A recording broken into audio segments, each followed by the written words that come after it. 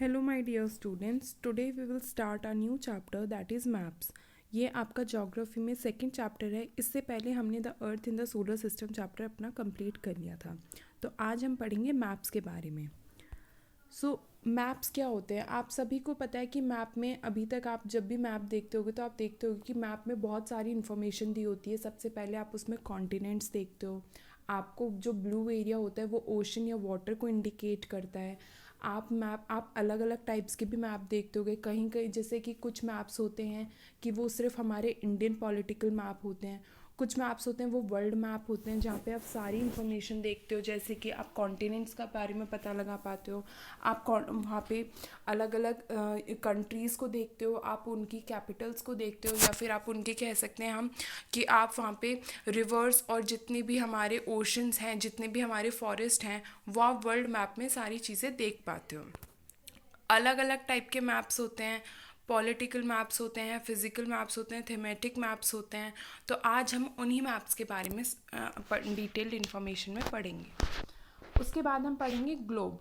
Globe बच्चों students, globe एक होता है कि जो आपकी अर्थ है उसका एक मॉडल होता है ग्लोब। और ग्लोब में आपको डिटेल्ड इन्फॉर्मेशन नहीं मिल पाती है। जैसे कि आप मैप में कॉन्टिनेंट्स देखते हो, कॉन्टिनेंट्स की आप किसी भी कंट्री के अगर कंट्री पे जाओगे तो आप उनकी भी इंफॉर्मेशन निकाल सकते हो। आपको कंट्री की छोटी से छोटी डिटेल्ड इन्फॉर्मेशन मिल जाएगी। बट ग्लोब में वो चीज़ पॉसिबल नहीं होती है। ग्लोब हमारे प्लानट का कह सकते हैं, हमारा अर्थ जो है, हमारा जो प्लानट है, उसका एक मॉडल बनाया गया है, जिसको देख के आप देखते हो कि ग्लोब जो है वो रोटेट भी कर पाते हैं। हम इस मॉडल को हम रोटेट भी कर पाते हैं। जो ग्लोब है उसमें आपको डिटेल्ड इन्फॉर्मेशन नहीं मिलती है एज कंपेरिजन टू मैप। इसके बाद हम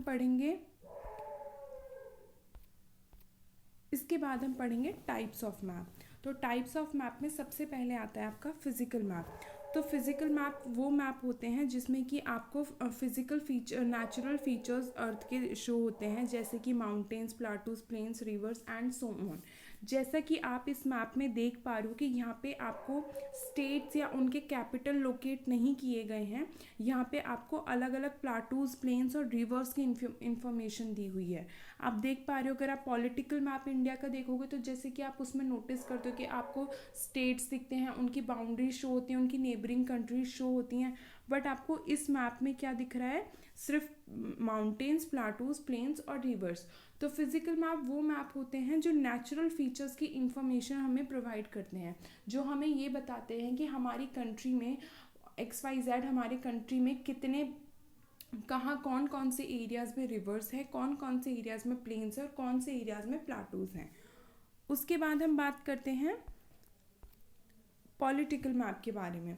तो पॉलिटिकल मैप वो मैप होता है जो कंट्रीज़ की और स्टेट्स की बाउंड्रीज़ को शो करता है। जैसे कि आप इस मैप में देख पा रहे हो कि आपको हर स्टेट की बाउंड्री शो हो रही है, आपको अपनी कंट्री की नेबरिंग कंट्रीज़ की भी बाउंड्री शो हो रही है। और ये पॉलिटिकल मैप जो होता है, आपको इसमें सिटीज़ और टाउन्स की भी इंफॉर्मेशन मिल सकती है। पॉलिटिकल मैप में आपको सारी इंफॉर्मेशन मिल सकती है किसी भी स्टेट के रिगार्डिंग और किसी भी कैपिटल के रिगार्डिंग। पॉलिटिकल मैप जो होता है वो हमें कौन सी इंफॉर्मेशन प्रोवाइड करता है? पॉलिटिकल मैप हमें हमारी सिटीज़ और हमारी टाउन्स और हमारे स्टेट्स की इंफॉर्मेशन प्रोवाइड करता है। साथ साथ वो हमें बाउंड्रीज बताता है कि कौन सी स्टेट की बाउंड्री कौन सी। फॉर एग्जांपल, अगर आप देखोगे कि उत्तर प्रदेश की जो बॉर्डरिंग स्टेट्स हैं वो बिहार हैं, मध्य प्रदेश है, राजस्थान है, हरियाणा है। यहाँ पे आपको बाउंड्रीज, आपको पता चलता है कि आपके जिस स्टेट में आप रह रहे हो उसकी बाउंड्री, उसके नेबरिंग स्टेट्स कौन कौन से हैं और हमारी कंट्री के नेबरिंग कंट्रीज कौन कौन सी हैं। इसके बाद हम पढ़ेंगे थेमेटिक मैप्स। तो स्टूडेंट्स, इसमें आपको इन्फॉर्मेशन मिलती है किसी भी पर्टिकुलर चीज़ के बारे में। फॉर एग्जांपल, जैसे फॉरेस्ट के बारे में, क्रॉप्स के बारे में, मिनरल्स के बारे में। फॉर एग्जांपल, अगर आपको किसी ने बोला कि आपको हमारे इंडिया में, हमारी कंट्री में सबसे ज़्यादा क्रॉप कहाँ होती है, आपको वो चीज़ रिप्रेजेंट करनी है, तो आप इसमें 3 कैटेगरीज बनाओगे। फॉर एग्जांपल, सबसे पहले आप जहाँ पे हैवी क्रॉप्स होती होंगी, आप वहाँ की वो स्टेट्स को हो सकता है आप डार्क ग्रीन कलर दो। जहाँ पे थोड़ी कम, मतलब 50-50% चांसेस रहते हैं क्रॉप्स के, वहाँ पे आप लाइट ग्रीन शेड दो। और जहाँ पे बिल्कुल ही क्रॉप्स ना होती हो वहाँ पे ब्राउन शेड दोगे।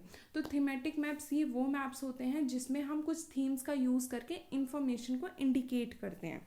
जैसे कि आप इस मैप में देख पा रहे हो कि इसमें रेनफॉल के बारे में बताया गया है और इसमें अलग अलग थीम्स दे दिए गए हैं, यानी कि अलग अलग कलर डिसाइड कर दिए गए हैं और उनके आगे इंफॉर्मेशन दे दी गई है। तो इसी तरीके से जो थीमेटिक मैप्स होते हैं इनमें हम कुछ थीम्स का यूज़ करके हम इंफॉर्मेशन प्रोवाइड करते हैं किसी भी पर्टिकुलर थिंग के बारे में, जैसे कि फॉरेस्ट के बारे में, क्रॉप्स के बारे में, हैवी रेनफॉल के बारे में, मिनरल्स के बारे में, XYZ। इसके बाद हम बात करेंगे हिस्ट्री ऑफ मैप मेकिंग, कि मैप मेकिंग की हिस्ट्री क्या है। तो सबसे पहले इसमें हम बात करेंगे कार्टोग्राफी के बारे में। तो कार्टोग्राफी का मतलब ये होता है कि जो साइंस यूज़ होता है मैप्स को बनाने के लिए। साइंस कैसे? क्योंकि हमें इसमें अलग अलग रूल्स की फॉलो करने पड़ते हैं, हमें इसमें कैलकुलेशंस की ज़रूरत पड़ती है, हमें इसमें लॉज और प्रिंसिपल्स की ज़रूरत पड़ती है। तो मैप को बनाने के तरीके को हम कार्टोग्राफी कहते हैं। जो साइंस मैप को बनाते टाइम यूज़ होता है उसको हम कार्टोग्राफी कहते हैं। और टॉलेमी जो थे ये एक जोग्राफर थे और ये इजिप्ट में रहते थे और इन्होंने ही सबसे पहले अर्थ को रिप्रेजेंट किया था एज अ स्फीयर। यस, आप कह सकते हैं कि इन्होंने ही सबसे पहले मैप बनाना शुरू किया था, इन्होंने ही अर्थ को एज अ पेपर पे रिप्रेजेंट किया था। और टॉलेमी जो है वो फादर ऑफ कार्टोग्राफी कंसिडर्ड किए जाते हैं। आफ्टर दैट हम इसके बाद पढ़ेंगे फीचर्स ऑफ मैप। तो features, there are 3 types of components of map, that is distance and direction and symbols. So सबसे पहले स्टूडेंट्स आप देखते हो कि अभी जैसे आपने हमारा पॉलिटिकल मैप देखा था इंडिया का, तो उसमें सारे स्टेट्स एकदम क्लोज हैं, आपको उसमें 10 सेंटीमीटर की भी डिस्टेंस नहीं लगेगी। अगर आप राजस्थान और यूपी को देखो, या आप गुजरात या फिर आप उत्तर प्रदेश को देखो, कंपेयर करोगे तो आपको वो स्टेट्स बहुत ज़्यादा पास लगेंगे। बट इन रियल वर्ल्ड जो हमारे स्टेट्स होते हैं इनका डिस्टेंस बहुत ज़्यादा होता है। तो क्या होता है कि मैप में हर बड़ी बड़ी चीज़ों को एक छोटे स्केल में रिप्रेजेंट कर दिया जाता है। जैसे कि अगर आप दिल्ली और पटना का डिस्टेंस देखोगे तो वो बहुत ज़्यादा है, बट आपको मैप में वो डिस्टेंस कितना पास पटना और दिल्ली कितना क्लोज है आप मैप में वो चीज़ देख सकते हो। तो मैप में क्या किया जाता है कि जो बड़ी स्केल, मतलब कि जो भी चीज़ें, जो भी कंट्रीज़ या जो भी स्टेट्स को रिप्रेजेंट किया जाता है वो एक स्मॉल स्केल पे रिप्रेजेंट किया जाता है, because that is not possible कि हम रियल डिस्टेंस लेके सारी चीज़ों को लोकेट करें। इसके बाद हम बात करेंगे स्केल के बारे में। तो जो डिस्टेंस मैप पे होता है और जो एक्चुअल डिस्टेंस ग्राउंड पे होता है, इसको हम इस रिलेशन को हम एज एन स्केल लेके चलते हैं।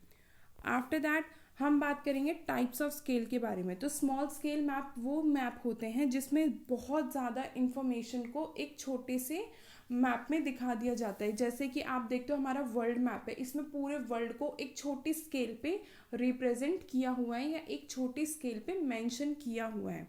आप देखते हो ना कि जो वर्ल्ड मैप होता है वो बहुत छोटा छोटा, उसमें सारी चीज़ों को लोकेट किया होता है। जैसे कि आप सारे कॉन्टिनेंट्स भी देख पाते हो, आप सारी इन्फॉर्मेशन देख पाते हो, बिकॉज वो सारी चीज़ों को बहुत छोटे छोटे तरीके से मेंशन किया होता है। और लार्ज स्केल मैप ये वो मैप होते हैं जहाँ पे एक पर्टिकुलर एरिया को बहुत वास्ट तरीके से दिखाया जाता है। फॉर एग्जाम्पल, अगर आपको कोई बोले कि आप यूपी के मैप को ओपन करो और वहाँ पे टोटल कितने विलेजेस हैं, वहाँ पे टोटल कितने डिस्ट्रिक्ट्स हैं, वहाँ पे टोटल कितनी तहसील हैं, आप वो फाइंड आउट करो। तो उसके लिए हमें फिर लार्ज स्केल मैप की ज़रूरत पड़ती है, मतलब कि उसमें फिर सिर्फ हम उत्तर प्रदेश को देखेंगे और वो बहुत बड़े स्केल पे देखेंगे, तो वो हो जाता है हमारा लार्ज स्केल मैप। इसके बाद हम बात करेंगे डायरेक्शंस के बारे में। तो डायरेक्शंस मतलब मैप्स जो होते हैं वो हमें डायरेक्शंस भी प्रोवाइड कराते हैं, north south, north east, north west, south east, south west. तो मैप जो होते हैं वो हमें डायरेक्शंस की भी इंफॉर्मेशन देते हैं।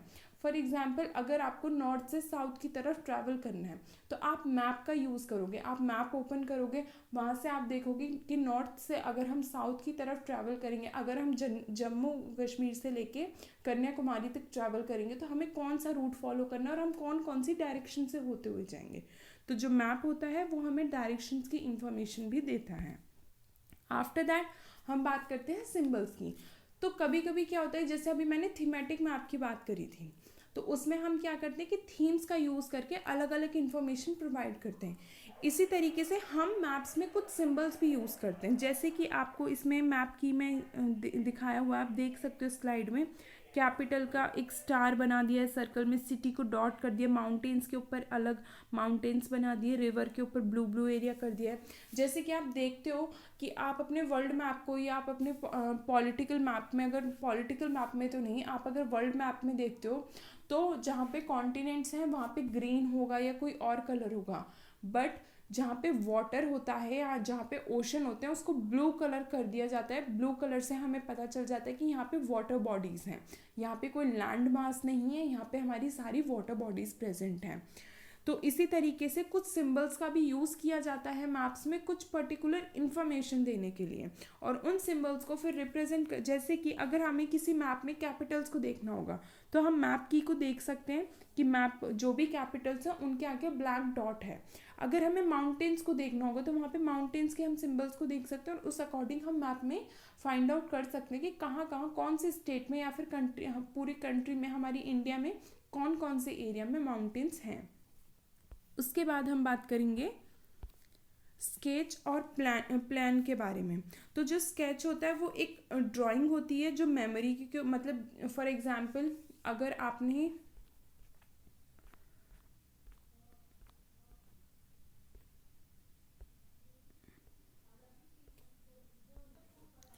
तो स्केच होता है फॉर एग्जांपल अगर आपको अपने किसी फ्रेंड को बताना है कि आपका घर कहाँ पे है, फॉर एग्जांपल आप अपने किसी फ्रेंड को बोल रहे हो कि आप उसे मैप दोगे और उसी मैप की हेल्प से उसको आपके घर तक आना होगा, तो हम उसमें स्केच का यूज़ करते हैं। हम एक मैप बना देंगे, हम सारी डायरेक्शंस के अकॉर्डिंग हम एक अपने हाउस का या अपने घर के रूट का हम एक मैप बना देंगे और उसे हम कहते हैं स्केच। और प्लेन जो होता है वो उसमें हम शो करते हैं, जो स्मॉल एरिया होती है उसको हम वास्ट स्केल पे हम उसको शो करते हैं।